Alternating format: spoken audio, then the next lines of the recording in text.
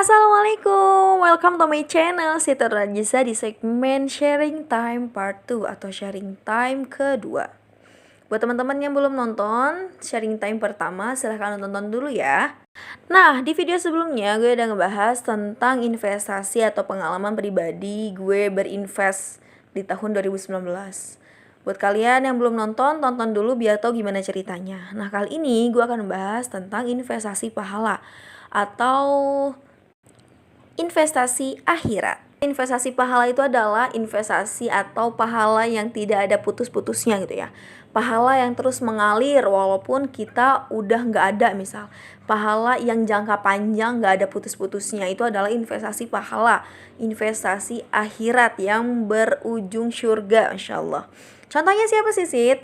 Contohnya adalah Rasulullah SAW. Rasulullah, beliau adalah sosok yang paling agung, sosok yang paling mulia, sosok yang paling dicintai, sosok yang paling dijadikan suri tauladan, dijadikan contoh, dijadikan rujukan, dijadikan referensi oleh seluruh umat muslim atau seluruh umat manusia.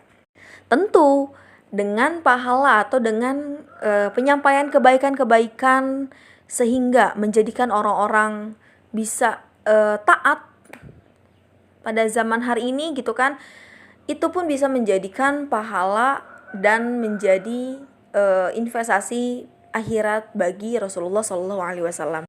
So, apakah kita bisa menjadi seorang Rasulullah gitu kan? Bisa mengikuti jejak Rasulullah? Tentu, walaupun kita menjadi manusia yang biasa, menjadi manusia yang banyak dosa, tak luput dari kesalahan, kalau kita berusaha, kalau kita memohon pertolongan kepada Allah, tentu Allah pun akan memberikan jalannya. Investasi pahala atau akhirat kita bisa dapatkan dengan salah satu contoh menyampaikan kebaikan atau ketaatan atau cahaya Islam kepada umat muslim atau umat manusia. Selain itu, kita pun bisa mendapatkannya dari sedekah, berwakaf, berinfak. Nah, jika digunakannya dengan suatu kebaikan, misal membangun pondok pesantren tahfidzul Quran, membangun masjid, membangun yayasan, itu pun akan menjadi pahala yang mengalir untuk diri kita sendiri. Menarik gak? Menarik banget. Kita cuma modal misal 10.000 gitu kan, tapi digunakannya dengan suatu hal yang bermanfaat. Tentu itu akan menjadikan pahala yang mengalir untuk diri kita sendiri, untuk masa depan gitu kan, di akhirat, di kampung halaman. Ada juga yang berwakaf Al-Quran. Kita bersodakoh dengan Quran. Kita memberikan Al-Quran kepada orang-orang yang penghafal Quran atau orang-orang yang ahlul Quran gitu. Nah, setiap huruf yang dibaca tentu itu akan mendapatkan pahala dan itu ngalir kepada orang yang menginfakkan hartanya di jalan Allah. Setiap huruf yang dibaca mendapatkan 10 kebaikan. Dan orang yang berinfak pun akan mendapatkan 10 kebaikan. Karena dalam hadis riwayat Muslim, Rasulullah SAW bersabda, Bismillahirrahmanirrahim, Man dalla ala khairin falahu mithlu ajri fa'ilihi, yang artinya barang siapa yang menunjuki kepada kebaikan maka dia akan mendapatkan pahala seperti pahala orang yang mengerjakannya. Masya Allah. Jadi buat kita semua, kalau kita berinfak jangan merasa itu akan dikurangi. Jika kita bersedekah, jika kita ingin menyampaikan kebaikan, jangan sampai itu merasa dirugikan gitu ya. Tentu justru itu akan mendapatkan pahala yang berlipat ganda tanpa harus dikurangi dengan orang lain. Kerennya kayak gitu sih menurut aku. Dan selain itu, investasi pahala pun akan didapatkan oleh orang-orang yang kita cintai dalam rumah. Siapa itu? Ya, dia adalah orang tua kita sendiri. Kenapa? Terutama seorang ibu ya. Ibu itu adalah madrasah pertama bagi anak-anaknya. Ibu juga yang mengajari kita bagaimana bertauhid, bagaimana kita menginjakan agama yang benar gitu. Dengan kayak gitu, itu pun akan menjadi investasi pahala yang mengalir bagi orang tua kita. ibu atau ayah kita pun yang mengajari kita bagaimana mengaji gitu kan, mengaji Al-Quran, kita mengenali huruf hijaiyah. Nah, setiap huruf yang dibaca oleh anaknya tentu pun itu akan mendapatkan pahala yang mengalir bagi orang tuanya. Jadi beruntunglah bagi para orang tua yang terus mengajarkan anak-anaknya dalam kebaikan, dalam ketauhidan, dalam ketaatan, itu akan mengalir pahalanya sampai kapanpun tiada putusnya.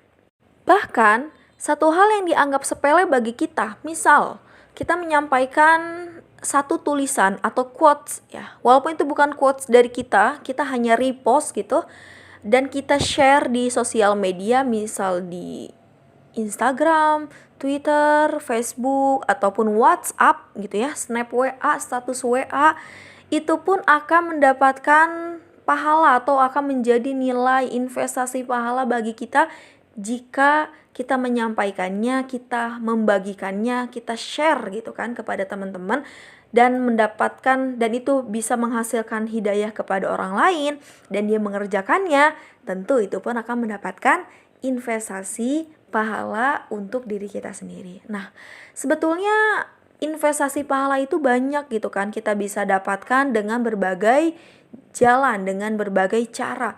Tinggal kembali kepada diri kita. Dengan cara apa kita bisa mendapatkan investasi yang kita damba-dambakan itu, yang tidak ada putusnya, yang mana investasi itu yang akan kita butuhkan untuk hidup abadi di kampung akhirat. Jadi jangan disepelekan lagi masalah share ke snap WA atau share di Instagram gitu ya. Itu pun akan berbuah kebaikan jika kita share akan Allah Ta'ala. Bisa juga kita dapatkan dengan melalui perantara teman. Kita juga bisa membagikan, menyampaikan kebaikan kepada teman. Ya tentu dengan gaya bicara teman ke teman gitu kan. Ada juga yang bisa menyampaikan kebaikan dari kita kepada adik di rumah. Pokoknya banyak banget deh cara-cara investasi pahala biar kita dapetin pahala yang mengalir, yang terus menerus tiada putusnya.